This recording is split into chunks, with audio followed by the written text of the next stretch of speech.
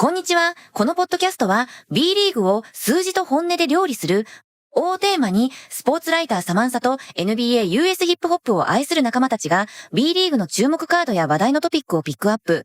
膨大なデータと現場の空気感をスパイスにどこよりもディープかつ自由に語り尽くす B リーグをもっと深くクリティカルに楽しみたい人のためのポッドキャストです。サマンサ、見た？レイカーズ、サンダーに0対2になっちゃった。見た。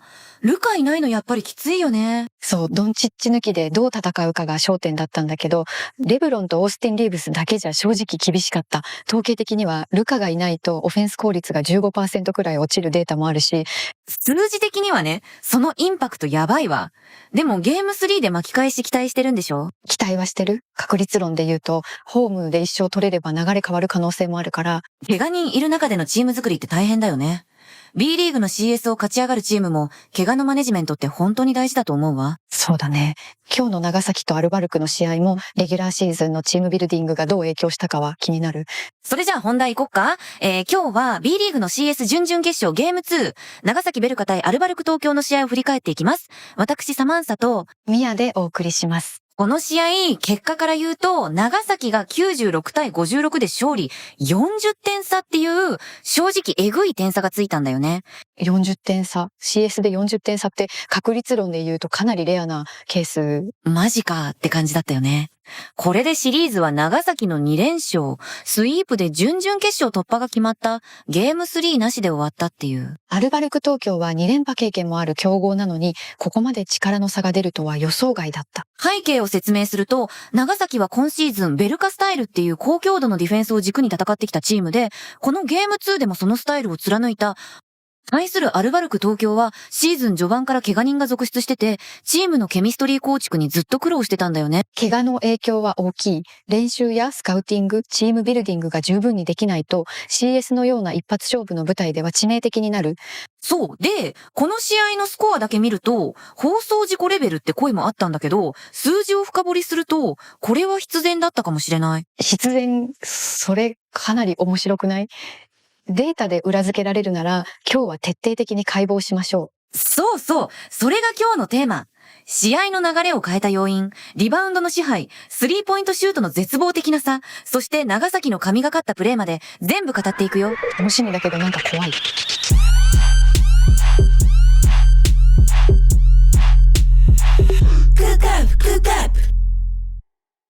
スタッツから戦術までしっかり見ていきましょう。じゃあまず、この試合を象徴する数字から見ていこうか。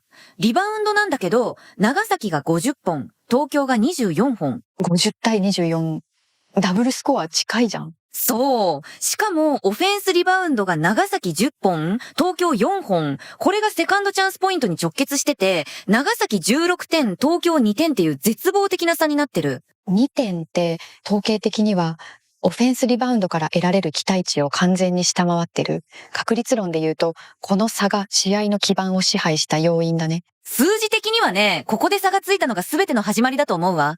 特に試合開始直後の第1クォーター、長崎が3対0から12対0にした流れがあったんだけど、あそこでアルバルクがオフェンスリバウンドを2回も献上しちゃったのが痛すぎた。あれ、セバやライアンがいたのに取れなかったのが不思議だった。昨日のゲーム1でもオフェンスリバウンド取られてたんだけど、この試合でも同じ課題が続いたんだよね。長崎は JB とかアキル・ミッチェルとか全体的にセバのあるラインナップで東京はちょっとスモール気味だったっていうのもある。なるほど。東京はオフェンスリバウンドに割く人数を最小限にしてセーフティーを優先してたってこと？そう。もちろんセーフティーしつつもリバウンド取ろうとはしてたよ。でもその分長崎にセカンドチャンスを与えまくってそこから5点も取られてる。序盤の流れを完全に持っていかれた。あと馬場ちゃんのリバウンドから JB が早くプッシュしたシーンもあったよね。あった。アルバルクのトランジションディフェンスがちょっと遅れてて、ハーフコートラインまで何の抵抗もなしにボールを運ばれちゃってた。スタジョンがペリメーターまで進んでも誰もマークについてなかったし。それ、マークマンを見つけるのが遅れたっていうより、意識の問題かも。トランジションディフェンスに課題がある感じだった。そうなんだよね。で、ちょっと戻ると、リバウンドの差が試合全体に与えた影響なんだけど、長崎は50本もリバウンド取ってるから、攻撃回数が単純に増えてる。これが積み重なると、得点機会の差がえぐいことになるわけ。確率論で言うと、攻撃回数が10回増えるだけで期待得点は15、20点変わる。今回は26本差だから、その影響は計り知れない。マジか。そんなに？リバウンドってボール保持権の奪い合いだから、これを支配されると試合の主導権も奪われる。今回の40点差の土台がここにあるって言っても過言じゃない。なるほどね。リバウンドで支配されたことが、東京のオフェンスを完全に機能不全にさせた原因の一つでもあるってことか。そう。攻撃回数が少ないと、1回のポゼッションの重みが増して、焦りやミスも増える悪循環だね。それで言うと、長崎はリバウンドだけじゃなくて3ポイントでも圧倒してたんだよね。確率論で言うと、長崎が 40.6% で13本決めてるのに対して、東京は 20.8% で5本しか決まってない。これ、かなり面白くない？えぐいよね、この差。数字的にはね、スリーポイントって1本決まるごとに期待値が2点より1点高いわけだから、8本差がついたってことは単純計算で24点くらいの差になる？そう。で、これは東京のオフェンスがディフェンスを広げられなかったことの結果なんだよね。外が決まらないと、相手はペイントエリアにヘルプを寄せやすくなる。なるほど。東京のインサイド攻撃も苦しかった理由の一つってこと？完全にそう。ベルカのディフェンスが東京に質の悪いシュートを打たせた結果がこの数字。スペーシングが作れないとドライブも止められやすいし、インサイドも詰まる。そうそうそう。第3クォーター残り3分くらいのシーンあったじゃん。スタジョンがゾーン入ってスリーポイント連発してたとこ。あの時の東京のディフェンス、完全に後手に回ってると思ったな。に回ってたよね。見た見た。スタジョンがドライブを警戒されて、3アームくらい離れた距離でディフェンスされてたから、オープンスリーポイントが生まれてた。統計的には、ワイドオープンのスリーポイントは成功率が 15% くらい上がるから、あそこでズレを作られたのは痛い。マジか。で、東京はスイッチで対応してたけど、簡単にワンオンワンのシチュエーション作られちゃって、ドライブかスリーポイントの2択で勝てる気しないのに、ボール持たせすぎだったと思うわ。再現性がないので、ディフェンスは戦術的に後手に回ってると思ったな。ピックアンドロールに対してヘルプが遅れてたし、スイッチしても結局ミスマッチ作られてた。長崎はそこを狙い撃ちして、シューターがワイドオープンでシュートを打てる状況をずっと作ってた。ちょっと待って。ワイドオープンって具体的にどれくらいの距離感？ディフェンダーとの距離が6フィート以上空いてる状態。今回の長崎はそういうシチュエーションを何度も作り出してた。逆に東京はコンテストされたタフショットばっかり。だからこそ、20.8% って数字になったわけか。なんか、見てて東京のシュートセレクションが全然良くなかったもんね。そう。質の悪いシュートを打たされ続けると、オフェンスのリズムも崩れる。結果、インサイドもアウトサイドも機能しなくなって、得点が伸びない。でもさ、長崎のスリーポイント成功率 40.6% ってシーズン平均より高いの？ちょっと待ってください。数字確認します。シーズン平均よりは少し高い。でも、今回特筆すべきなのは、試合の流れを決める重要な場面でしっかり決めてたこと。第4クォーター終盤とか、あそこで4本連続決めたのがでかい。あそこね。もうゲームセットみたいな空気になってたよね。東京は完全に気持ち切れちゃってたし。統計的には大差がついた試合終盤は守備強度が落ちやすいんだけど、長崎は最後まで手を緩めなかった。ブラントリーとジョンソンをコートに残して攻撃の手を緩めなかったのが印象的。そうそう。あそこ15対0のラン作ったじゃん。東京は普段プレイタイムないメンバー出してて、もうセバもスキルも全然違う5人が戦ってる感じだった。ハウスだったね。長崎はそこをしっかりついて、ワイドオープンのスリーポイント連発。戦略的っていうより、相手のメンタルが切れてたのを見逃さなかった感じ？いやー、数字的にはね、スリーポイントの差がこれだけ開くと、もうゲームにならないんだよね。東京は外が決まらないから、ディフェンスを広げられなくて、結局インサイドも詰まる悪循環。完全に悪循環。で、これってベルカのディフェンスが生み出した結果なんだよね。ベルカは高強度のディフェンスで東京のオフェンスを完全に封じ込めて、質の悪いシュートしか打たせなかった。ちょっと戻ると、このスリーポイントの差が40点差の大きな要因の一つってことだよね。リバウンドと合わせて、長崎が試合を支配した土台がここにある。そう。リバウンドで攻撃回数を増やして、スリーポイントで効率よく得点を重ねる。この二つが合わさったから、点差になった。それで言うと、東京のオフェンス全体が機能不全に陥ってたって話なんだけど、その辺も掘り下げていこうか。そうそう、東京のオフェンスの話。今回のスターター、カイとお茶がどっちも5本シュート打って0点だったんだよね。フィールドゴール5分の0で無得点。統計的には主力ガード2人が完全に沈黙するケースってかなりレアなんだけど、マジでレア。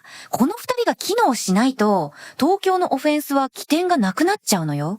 数字的にはね、チーム全体のフィールドゴールパーセントも 35.4% まで落ち込んでて、完全に機能不全だった。それ、ベルカのディフェンスが原因だよね。特にブランドン・ランボーがスクリーン対応で完璧に仕事してた。あ、ランボーね。彼のピックアンドロール対応がエグかったよね。東京の得意なショートロールを完全に消されてた感じ。そう。ベルカはピックにかかったディフェンスをスイッチせず、チェイス気味に対応してインサイドへの侵入を防いでた。東京はそこから崩せなくて結局タフショットしか打てなかった。なんか、序盤はランボーがペイントでファウルドローしてちょっと流れ作りかけたんだけど、あれ以降は完全に長崎ペースになっちゃったよね。第1クォーター残り5分くらいの時間帯だね。ランボーがフィジカルで押し込んで5点取ったけど、その後東京のオフェンスが続かなかった。そうそう、そこが問題。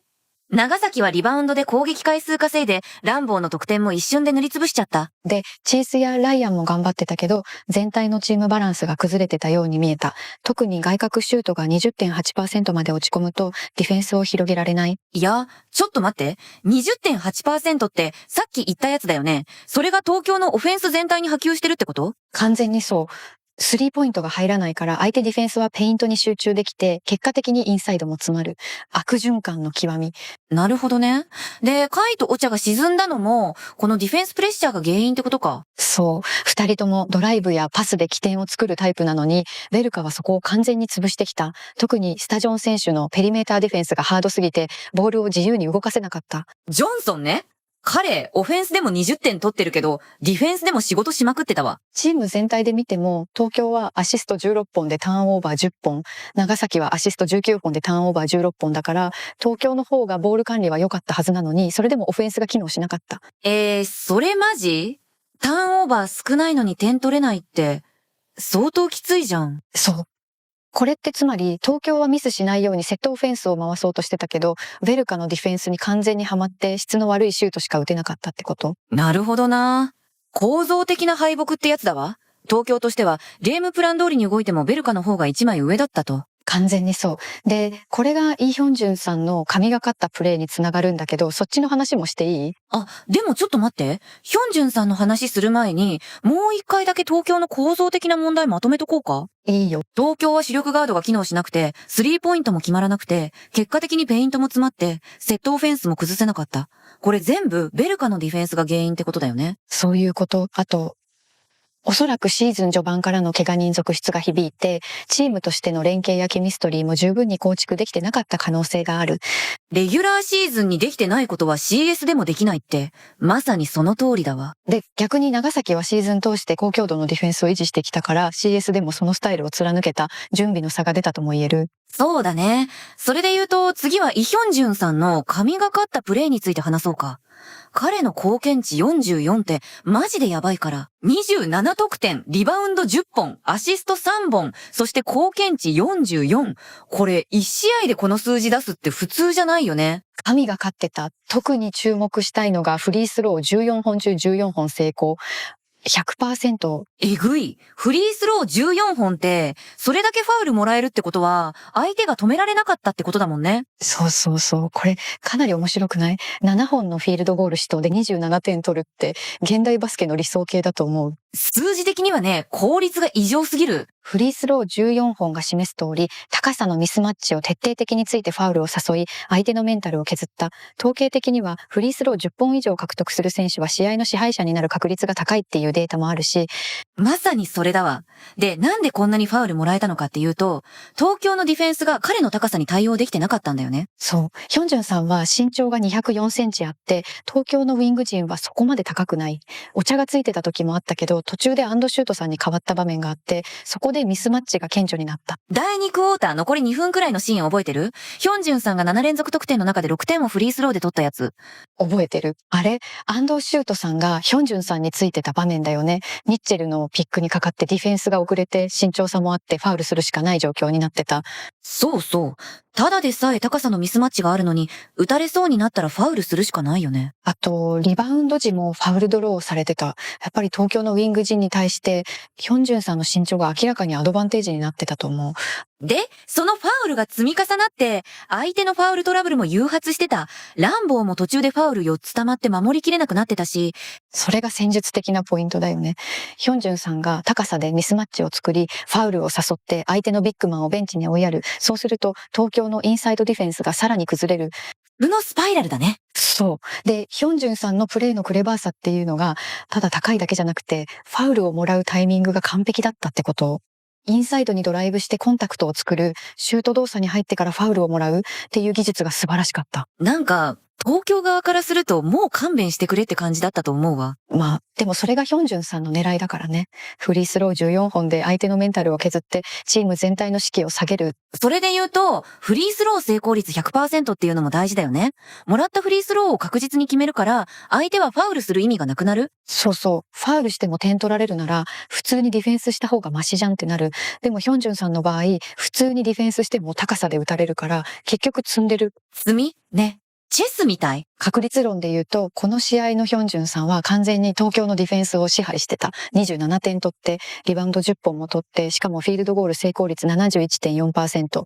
数字的にはね、完璧だわ。で、さらに言うと、3ポイントも4本中3本成功で 75%。インサイドもアウトサイドもこなせるっていうのが、東京にとって本当に厄介だったと思う。ヒョンジュンさんがインサイドにいるときは高さで圧倒して、アウトサイドに出たときは3ポイント打たれるかもって警戒しなきゃいけない。ディフェンス側、どう守っていいかわかんないよね。そう。あと、ヒョンジュンさんがコートにいるだけで東京のディフェンスがずれるんだよね。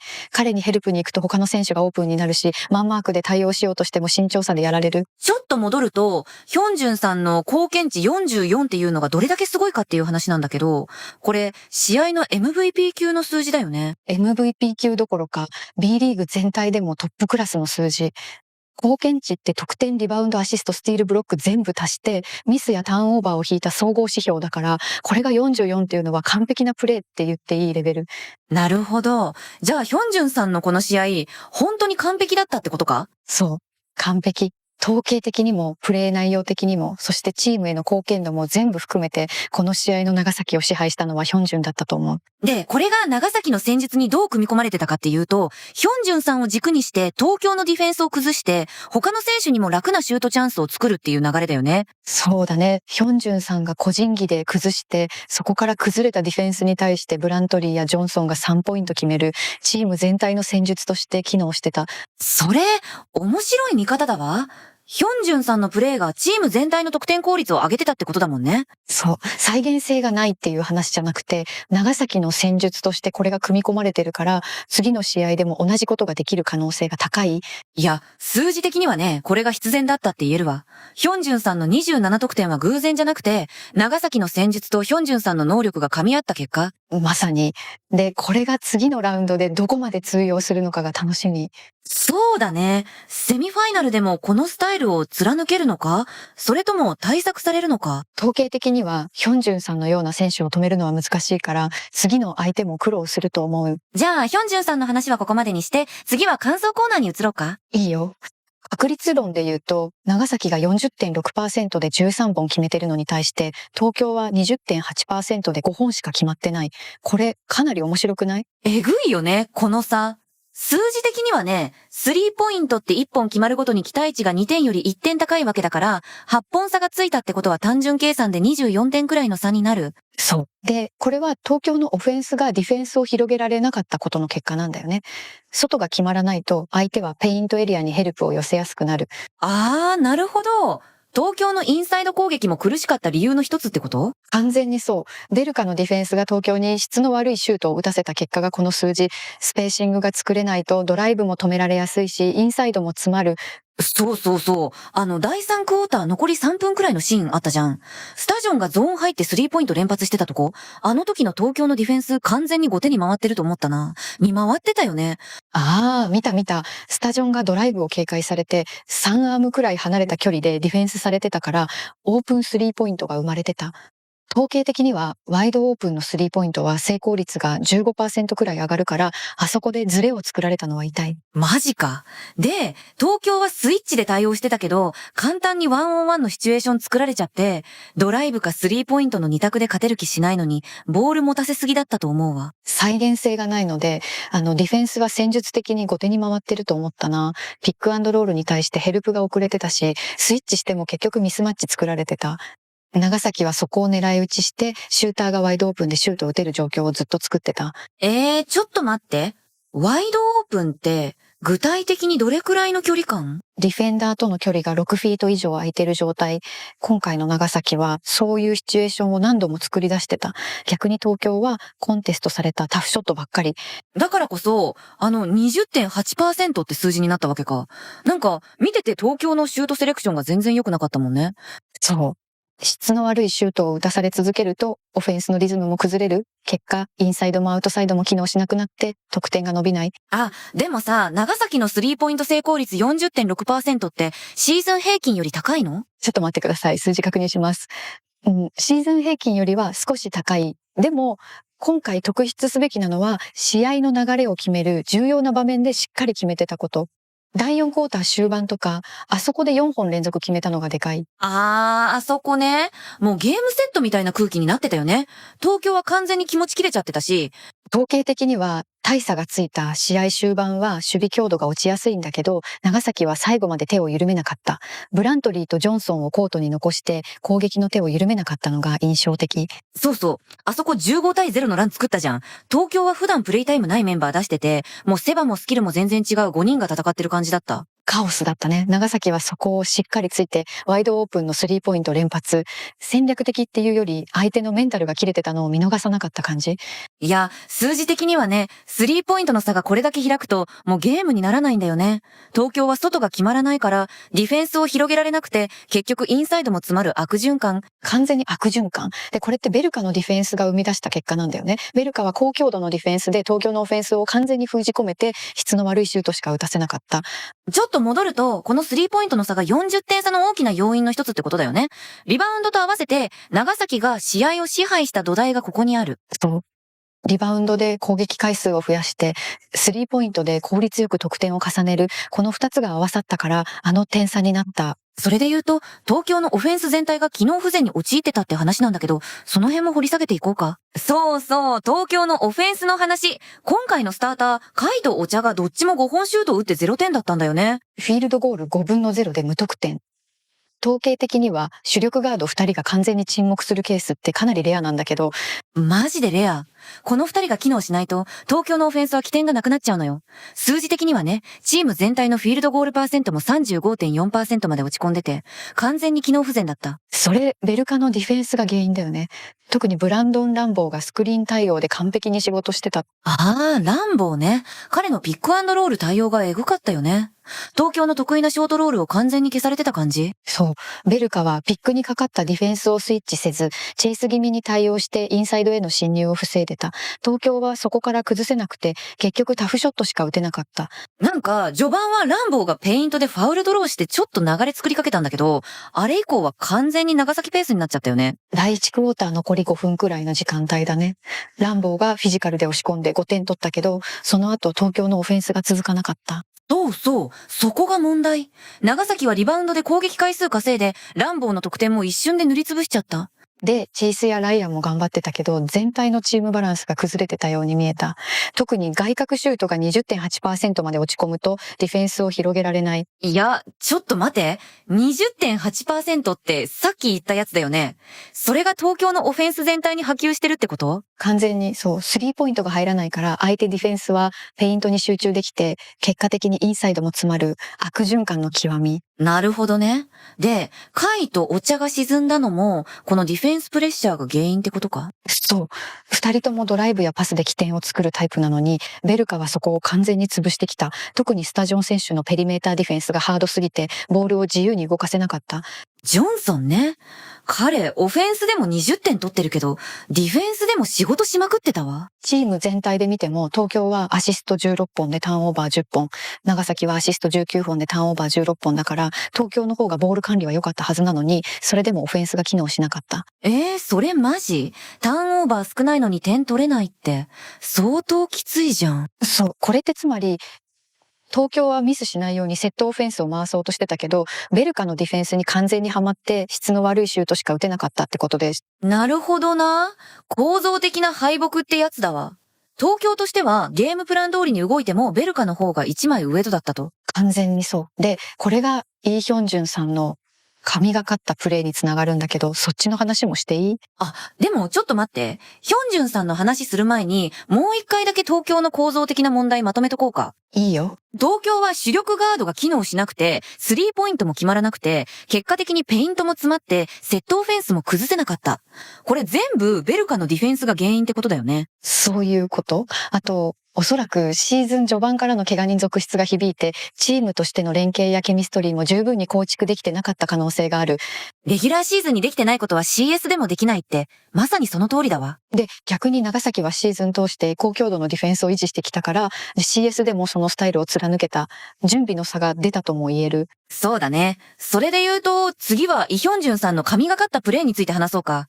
彼の貢献値44ってマジでやばいから。27得点、リバウンド10本、アシスト3本、そして貢献値44。これ、1試合でこの数字出すって普通じゃないよね。神が勝ってた。特に注目したいのがフリースロー14本中14本成功。100%。えぐい？フリースロー14本って、それだけファールもらえるってことは、相手が止められなかったってことだもんね。そうそうそう。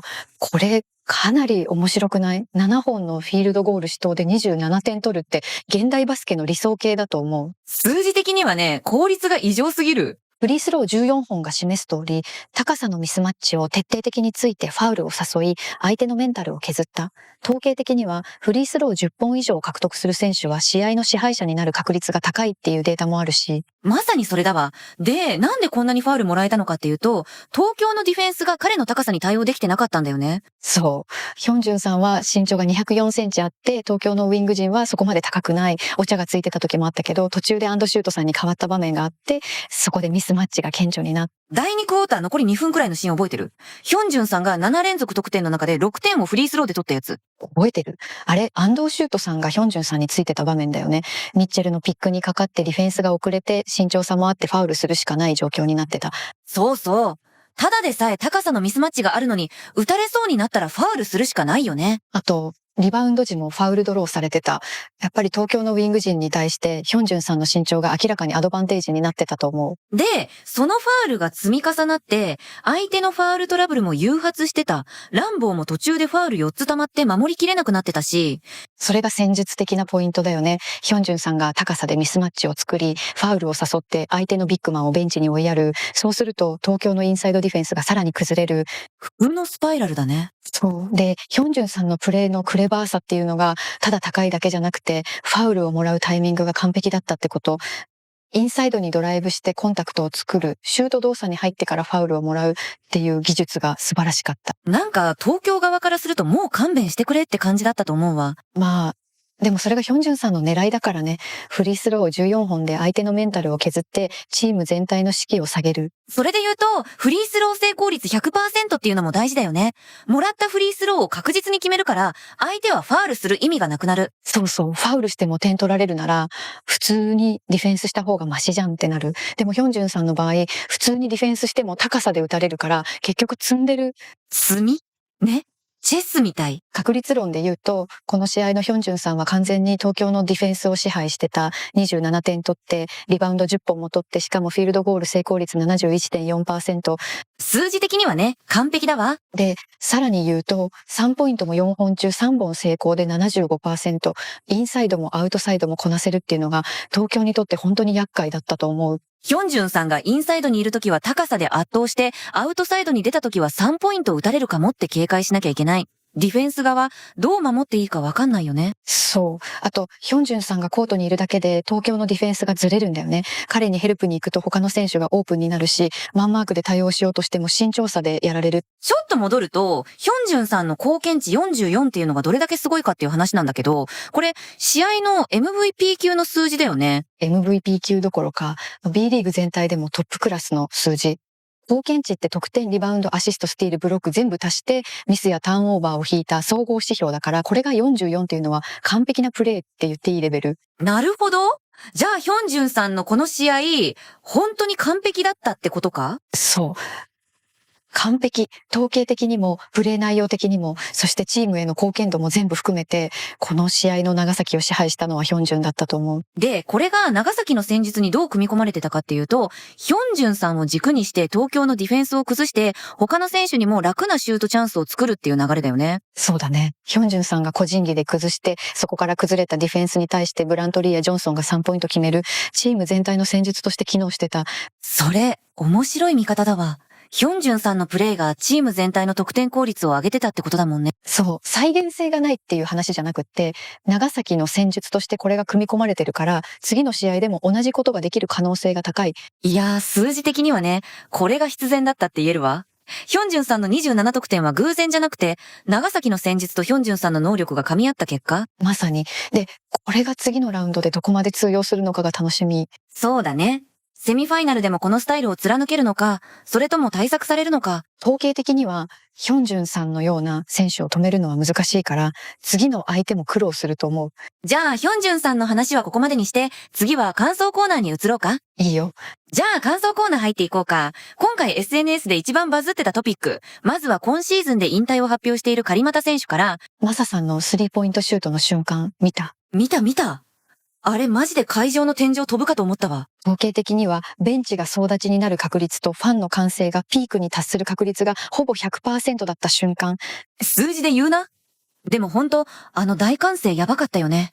SNS でもカリマタさん愛されすぎ、この歓声エモすぎるって大興奮だった。ポストシーズン初出場でのスリーポイントっていうのがまた特別だった。確率論で言うと、初出場でこれだけの注目を集めるケースは珍しい。いや、数字的にはね、彼のプレイタイム4分で3得点だから効率自体は普通なんだけど、チーム全体の士気を上げる効果がエグかった。ああ、それ面白い視点。スタッツに出ない部分での貢献が大きかったってこと？そう。なんか、あの瞬間って試合自体はもう勝ち確定してたじゃん。でも、狩俣さんが決めた瞬間にチーム全体とファン全体が一つになった感じがしたのよ。チームケミストリーっていう無形資産だね。統計では測れないけど、こういう瞬間が次の試合にも影響を与える。まさにそれ。で、ベンチの喜びようも半端なかったよね。みんな大はしゃぎで、推しが輝く瞬間って最高に幸せだわ。ってファンの声も溢れてた。でもあれってマサさんがチームにどれだけ愛されてるかの証明でもあるよね。それな、普段あんまり出番ないのに、いざ出たらこの歓声。長崎ブースターの一体感と狩俣愛が爆発してた。で、試合の流れ的にも絶妙なタイミングだったと思う。第4クォーター終盤で長崎がもう完全に試合を支配してる状況。そこでマサさんが決めて会場全体が最高潮になった。そう。あそこで決めたから、会場もよっしゃーってなって、試合の締めくくりとして最高のシーンになったんだよね。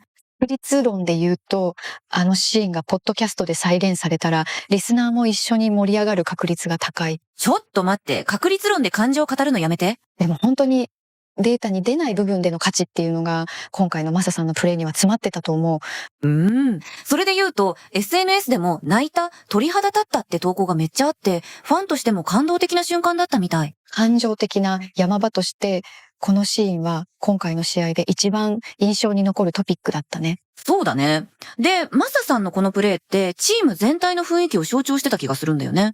長崎が一丸となって戦ってきたシーズンの集大成っていうか。ああ、それは面白い見方。チームとして積み上げてきたものが、一本のスリーポイントに凝縮されてた感じ。まさにそれ。ちょっと戻ると、マサさんのこのプレー、データ以上に人間性とチームの絆が見えた瞬間だったと思うわ。そうだね。統計では測れない価値がバスケには確かに存在するって感じた。それで言うと、次のトピックも、その人間性が光ったシーンなんだけど、ランボーとライアンの行動、本当に心に刺さった。あれ見た瞬間泣きそうになったわ。試合後にランボーがアルバルクのサポーターのとこまで歩いて行って、一人一人とグータッチしてたじゃん。見てた？40点差で負けた相手の選手がそこまでするって普通じゃない。統計的にはメジャースポーツでもこういうシーンは珍しい部類に入る。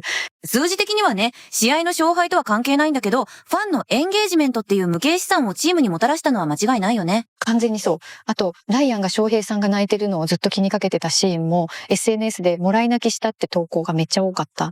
あれね。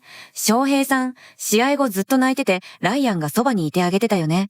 相手チームの選手なのに。そう。負けてる側の選手が勝った側の選手を気遣うっていうのは、スポーツマンシップの真髄だと思う。確率論で言うと、こういう行動がファンの心を動かす確率は非常に高い。マジでそれ。SNS でも、ライアン・ハン、ランボーの人間性すごい。これがバスケの美しさだわ。って声が溢れてた。なんか、これ見てて思ったんだけど、CS の激しい戦いの中でこういうシーンが見られるって、リーグ全体の成熟度を示してると思う。それ、面白い見方だわ。数字には出ないけど、選手同士のリスペクトとかスポーツマンシップって、リーグの価値を高める要素だもんね。そうそうそう。で、長崎のファン目線でも、アルバルクの思いも背負って優勝しようぜ10っていう投稿があって、勝ったチームのファンがこういう気持ちになるのって、本当に素晴らしいカルチャーだと思った。それ見た。長崎ファンも東京ファンもお互いをリスペクトし合ってる感じがすごく伝わってきたわ。確率論で言うと、こういう相互リスペクトが生まれる試合は、ファンのロイヤリティを高める効果がある。データ的には測れないけど、長期的にはリーグ全体の価値向上につながるはず。ちょっと待って。ロイヤリティって具体的にどう測るの？ちょっと待ってください。数字確認します。観客動員数の推移とか、SNS のエンゲージメント率、チケット再購入率なんかで測れる。今回のシーンが SNS でバズったのも、その一つの指標。なるほどね。ランボーとライアンの行動が単なる美談じゃなくて、リーグ全体にポジティブな影響を与えたってことか？まさに。あと、こういうシーンって選手個人のキャラクター形成にもつながる。ランボーもライアンもプレー以外の部分でファンの記憶に残る選手になったと思う。ちょっと戻ると、今回の試合、勝った長崎も負けた東京も、スポーツマンシップっていう部分で本当に素晴らしかったと思うわ。そうだね。それで言うと、次のトピックは東京ファン目線の話になるんだけど、40点差で負けたのに、We の絆って言葉が飛び交ってたのもすごく印象的だった。そうそう。PV で最後まで声出して応援してたファンの人たち、ルークの AAOO って投稿してたの見たんだけど、あれ泣けたわ。見た。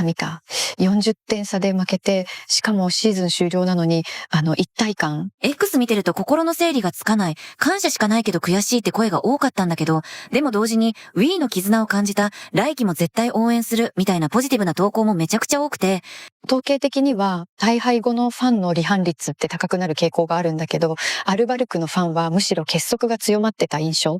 そうなんだよね。お茶とザックさんはフランチャイズで永年契約してほしい、来季も残してほしいって、試合後すぐにそういう声が上がってたのも、ファンとして選手への信頼が揺らいでないってことだよね。あと今シーズンも応援できて幸せ、選手に感謝しかないっていう振り返りも多かった。乾杯の中でも選手のハードさや貢献を認めてる。なんか、アルバルクのファン文化って成熟してるなって思ったわ。負けた瞬間に批判するんじゃなくて、シーズン全体を通して見応えあった、CS に行けただけでもすごいって締めくくれるのすごいよね。かなり面白くない？勝敗を超えたファンのエンゲージメント、チームへの愛着がぶれないっていうのは、長期的なファンベース構築の理想形だと思う。マジか。数字的にも測れるの？測れる。ファンの SNS 投稿のポジティブ率とか、シーズンチケット更新率で見える、今回みたいに大敗してもポジティブな声が多いっていうのは、チームの無形資産として価値がある。アルバルクってそういう意味でも強いんだな。そう。あと、X で来季こそ優勝だろ？ We って叫んでるファンが多かったのも、次への期待が途切れてない証拠。いや、ちょっと待って。40点差完敗したのに来季こそって言えるメンタル逆にすごくない？すごい。でもそれがファンの本質だと思う。勝っても負けてもチームを信じ続ける再現性がないっていう話じゃなくて、アルバルクのファンカルチャーとして根付いてる。そうだね。で、選手側もその期待に応えようとしてたのが、さっきのランボーとかライアンの行動だったわけだし、完全にそう。選手とファンの相互関係がしっかりしてるチームは長期的に強くなる。ちょっと戻ると、今回の試合、長崎が圧倒的に強かったのは間違いないんだけど、アルバルクのファンの反応を見てると、スポーツって勝敗だけじゃないんだなって改めて思ったわ。そうだね。あと、シーズン序盤から怪我人続出で苦労してたのに、CS まで戦い抜いたこと自体が評価されてたのも大きい。そうそう。レギュラーシーズンにできてないことは CS でもできないって声もあったけど、それでもここまで来たっていう事実は残るもんね。統計的には、怪我人が多いシーズンは、チームパフォーマンスが平均 15% 落ちるっていうデータもあるから、その中で CS に進出したのは評価されるべき。で、ラニキへの期待っていう意味では、オチャ、ザックさん、ライアンあたりの名前がめっちゃ上がってたよね。この選手たちがいれば戦えるっていう信頼感。そう。ファンが具体的な選手名を挙げて残してほしいっていうのは、その選手の貢献度が高かったってことで。あ、でもさ、そういえば次のラウンドで長崎と対戦するチームも、この強さにどう対応するのか気になるよね。そうだね。長崎がセミファイナルで誰と当たるかにもよるけど、このディフェンススタイルがどこまで通用するかは注目ポイント。で、そろそろ選手個人の話もしていこうか。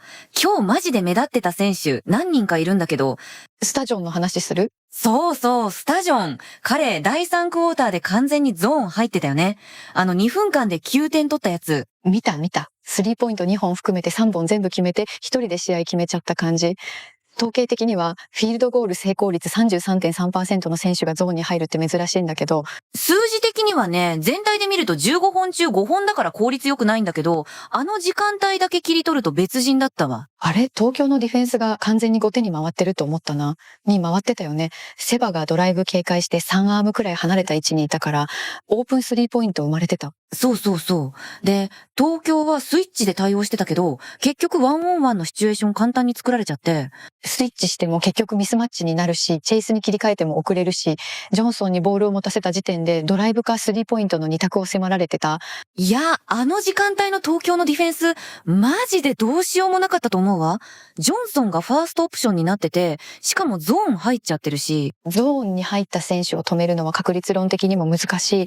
あと、ジョンソンはドライブからエンドワンも決めてたよね。第3クォーター残り2分半くらいの。あった。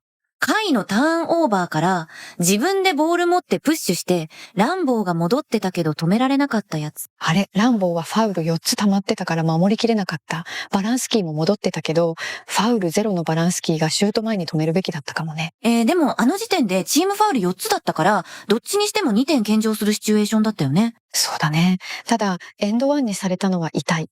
スリーポイントプレーは相手の士気を上げるし、ディフェンス側のメンタルを削る。ちょっと戻ると、ジョンソンのこの試合のトータルスタッツ見てみると、20得点、リバウンド10本、アシスト5本、貢献値26。貢献値26は悪くないけど、ヒョンジュンさんの44と比べるとちょっと見劣りする。でも、試合の流れを変えた瞬間という意味では、ジョンソンの第3クォーターのゾーンが一番印象的だった。そうなんだよね。数字だけ見るとヒョンジュンさんの方が圧倒的だけど、時間帯のジョンソンの存在感はやばかった。あと、ディフェンス面でもジョンソンが仕事してた。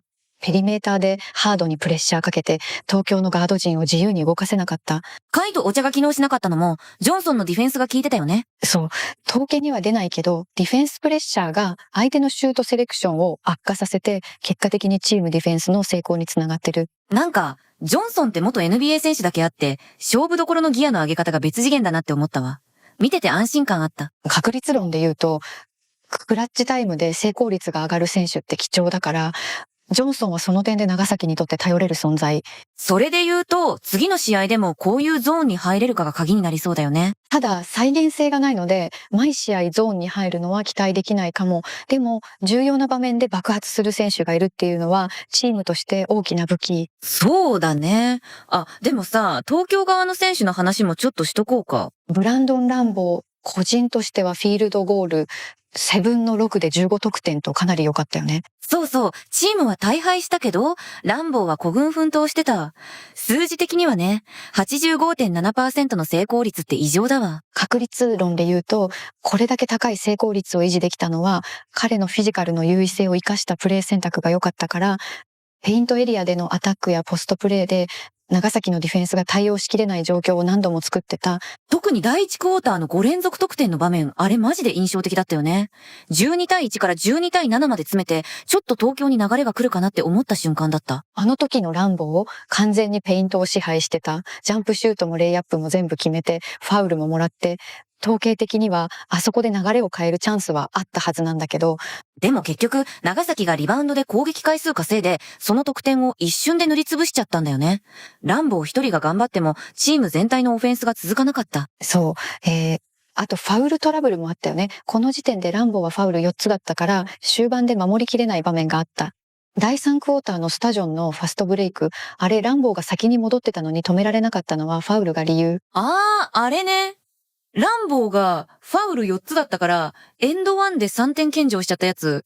バランスキーが戻ってたからファウル0のバランスキーが止めるべきだったって声もあったけど、どっちにせよチームファウル4つで2点献上するシチュエーションだったんだよね。そうだね。再現性がないので、あの場面をどう守るべきだったかは難しいけど、結果的にランボーが守備でも貢献しきれなかったのは痛かった。でもさ、ランボーの本当にすごかったのって、試合後の振る舞いだったと思うわ。それ SNS でめっちゃバズってたよね。コートを横断してアルバーカーズに一人一人グータッチしに行ったっていう。そうそう。40点差で完敗した試合で、あんな行動ができるのは本当にリスペクトだわ。ファンはこういう選手を応援したくなるよね。統計的にはほのもったけど、ファンのエンゲージメントっていう無形資産をチームにもたらした、これも一つの価値だと思う。いや、数字じゃ測れない部分だよね。ランボーの人間性が見えた瞬間だったわ。あと、ライアンも翔平さんが泣いてるのをずっと気にかけてたっていうエピソードもあって、負けた側の選手たちが見せた人間味が逆にこの試合を特別なものにしてた感じ。そうだね。ちょっと戻ると、ランボーのプレー自体は本当に素晴らしかったんだよね。85.7% の成功率で15点っていうのは、チームが大敗する中での光だった。彼のフィジカルと技術があれば、次のシーズンでも東京の重要な選手として活躍するはず。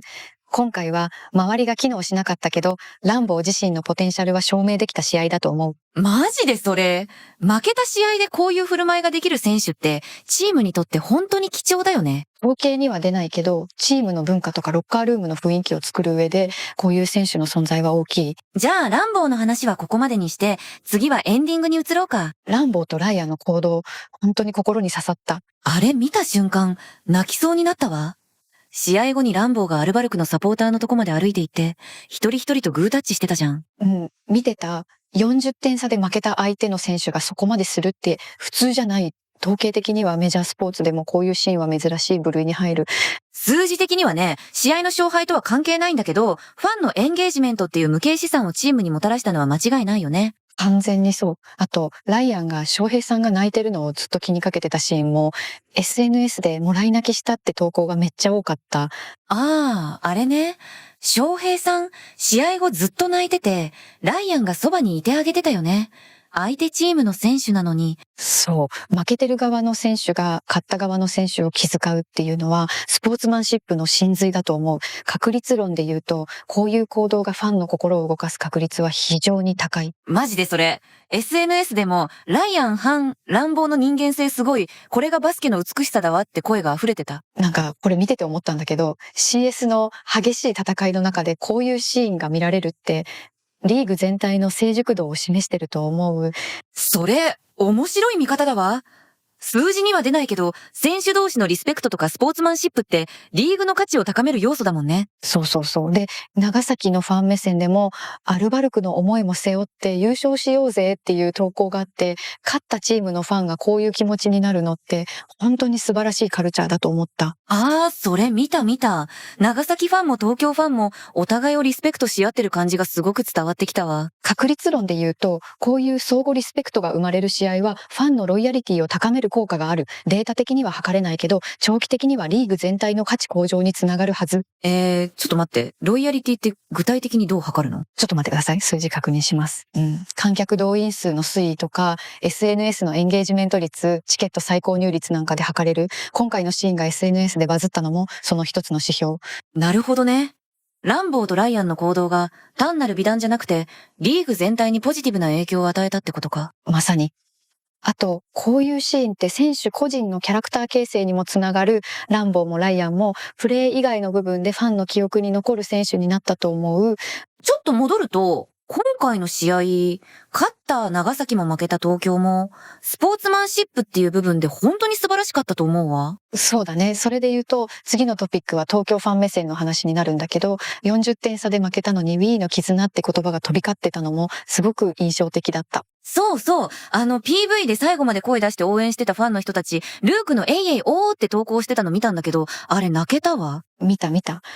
40点差で負けて、しかもシーズン終了なのに、一体感。X 見てると心の整理がつかない。感謝しかないけど悔しいって声が多かったんだけど、でも同時に Wii の絆を感じた、来季も絶対応援する、みたいなポジティブな投稿もめちゃくちゃ多くて。統計的には大敗後のファンの離反率って高くなる傾向があるんだけど、アルバルクのファンはむしろ結束が強まってた印象。そうなんだよね。お茶とザックさんはフランチャイズで永年契約してほしい。来季も残してほしい。って試合後すぐにそういう声が上がってたのも、ファンとして選手への信頼が揺らいでないってことだよね。あと、今シーズンも応援できて幸せ、選手に感謝しかないっていう振り返りも多かった。乾杯の中でも選手のハードさや貢献を認めてる。なんか、アルバルクのファン文化って成熟してるなって思ったわ。負けた瞬間に批判するんじゃなくて、シーズン全体を通して見応えあった。CS に行けただけでもすごい。で、締めくくれるの、すごいよね。これ、かなり面白くない？勝敗を超えたファンのエンゲージメント、チームへの愛着がぶれないっていうのは、長期的なファンベース構築の理想形だと思う。マジか？数字的にも測れるの？測れる？ファンの SNS 投稿のポジティブ率とかシーズンチケット更新率で見える、今回みたいに大敗してもポジティブな声が多いっていうのは、チームの無形資産として価値がある。アルバルクってそういう意味でも強いんだな。そう。あと、X で来季こそ優勝だろ ?For We って叫んでるファンが多かったのも、次への期待が途切れてない証拠。いや、ちょっと待って。40点差完敗したのに、来季こそって言えるメンタル。逆にすごくない？すごい。でもそれがファンの本質だと思う。勝っても負けてもチームを信じ続ける。再現性がないっていう話じゃなくて、アルバルクのファンカルチャーとして根付いてる。そうだね。で、選手側もその期待に応えようとしてたのが、さっきのランボーとかライアンの行動だったわけだし。完全にそう。選手とファンの相互関係がしっかりしてるチームは長期的に強くなる。ちょっと戻ると、今回の試合、長崎が圧倒的に強かったのは間違いないんだけど、アルバルクのファンの反応を見てると、スポーツって勝敗だけじゃないんだなって改めて思ったわ。そうだね。あと、シーズン序盤から怪我人続出で苦労してたのに、CS まで戦い抜いたこと自体が評価されてたのも大きい。そうそう、レギュラーシーズンにできてないことは CS でもできないって声もあったけど、それでもここまで来たっていう事実は残るもんね。統計的には、怪我人が多いシーズンはチームパフォーマンスが平均 15% 落ちるっていうデータもあるから、その中で CS に進出したのは評価されるべき。で、来季への期待っていう意味では、お茶、ザックさん、ライアンあたりの名前がめっちゃ上がってたよね。この選手たちがいれば戦えるっていう信頼感。そう、ファンが具体的な選手名を挙げて残してほしいっていうのは、その選手の貢献度が高かったってことも。ああ、でもさ、そういえば次のラウンドで長崎と対戦するチームも、この強さにどう対応するのか気になるよね。そうだね。長崎がセミファイナルで誰と当たるかにもよるけど、このディフェンススタイルがどこまで通用するかは注目ポイント。で、そろそろ選手個人の話もしていこうか。今日マジで目立ってた選手何人かいるんだけど、スタジョンの話する？そうそう、スタジョン。彼、第3クォーターで完全にゾーン入ってたよね。あの2分間で9点取ったやつ。見た。スリーポイント2本含めて3本全部決めて、一人で試合決めちゃった感じ。統計的にはフィールドゴール成功率 33.3% の選手がゾーンに入るって珍しいんだけど、数字的にはね、全体で見ると15本中5本だから効率良くないんだけど、あの時間帯だけ切り取ると別人だったわ。あれ、東京のディフェンスが完全に後手に回ってると思ったな。に回ってたよね。セバがドライブ警戒して3アームくらい離れた位置にいたから、オープンスリーポイント生まれてた。そうそうそう。で、東京はスイッチで対応してたけど、結局1-on-1のシチュエーション簡単に作られちゃって、スイッチしても結局ミスマッチになるし、チェイスに切り替えても遅れるし、ジョンソンにボールを持たせた時点で、ドライブかスリーポイントの2択を迫られてた。いや、あの時間帯の東京のディフェンス、マジでどうしようもなかったと思うわ。ジョンソンがファーストオプションになってて、しかもゾーン入っちゃってるし。ゾーンに入った選手を止めるのは確率論的にも難しい。あと、ジョンソンはドライブからエンドワンも決めてたよね。第3クォーター残り2分半くらいの。あった。回のターンオーバーから自分でボール持ってプッシュして、ランボーが戻ってたけど止められなかったやつ。あれ乱暴はファウル4つ溜まってたから守りきれなかった。バランスキーも戻ってたけど、ファウルゼロのバランスキーがシュート前に止めるべきだったかもね。でもあの時点でチームファウル4つだったから、どっちにしても2点献上するシチュエーションだったよね。そうだね。ただ、エンドワンにされたのは痛い。スリーポイントプレーは相手の士気を上げるし、ディフェンス側のメンタルを削る。ちょっと戻ると、ジョンソンのこの試合のトータルスタッツ見てみると、20得点、リバウンド10本、アシスト5本、貢献値26。貢献値26は悪くないけど、ヒョンジュンさんの44と比べるとちょっと見劣りする。でも、試合の流れを変えた瞬間っていう意味では、ジョンソンの第3クォーターのゾーンが一番印象的だった。そうなんだよね。数字だけ見るとヒョンジュンさんの方が圧倒的だけど、あの時間帯のジョンソンの存在感はやばかった。あと、ディフェンス面でもジョンソンは仕事してた。ペリメーターでハードにプレッシャーかけて、東京のガード陣を自由に動かせなかった。カイとお茶が機能しなかったのも、ジョンソンのディフェンスが効いてたよね。そう。統計には出ないけど、ディフェンスプレッシャーが相手のシュートセレクションを悪化させて、結果的にチームディフェンスの成功につながってる。なんか、ジョンソンって元 NBA 選手だけあって、勝負どころのギアの上げ方が別次元だなって思ったわ。見てて安心感あった。確率論で言うと、クラッチタイムで成功率が上がる選手って貴重だから、ジョンソンはその点で長崎にとって頼れる存在。それで言うと、次の試合でもこういうゾーンに入れるかが鍵になりそうだよね。ただ、再現性がないので、毎試合ゾーンに入るのは期待できないかも。でも、重要な場面で爆発する選手がいるっていうのは、チームとして大きな武器。そうだね。あ、でもさ、東京側の選手の話もちょっとしとこうか。ブランドン・ランボー。個人としては、フィールドゴール7分の6で15得点とかなり良かったよね。そうそう。チームは大敗したけど、ランボーは孤軍奮闘してた。数字的にはね、85.7% の成功率って異常だわ。確率論で言うと、これだけ高い成功率を維持できたのは、彼のフィジカルの優位性を生かしたプレー選択が良かったから、ペイントエリアでのアタックやポストプレーで長崎のディフェンスが対応しきれない状況を何度も作ってた。特に第1クォーターの5連続得点の場面、あれマジで印象的だったよね。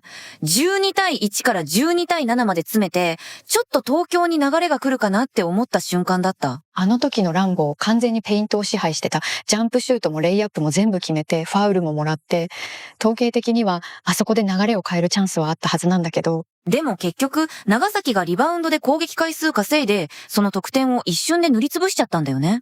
ランボー一人が頑張っても、チーム全体のオフェンスが続かなかった。そう。あと、ファウルトラブルもあったよね。この時点でランボーはファウル4つだったから終盤で守りきれない場面があった。第3クォーターのスタジョンのファストブレイク。あれ、ランボーが先に戻ってたのに止められなかったのはファウルが理由。あれね。ランボーがファウル4つだったから、エンド1で3点献上しちゃったやつ？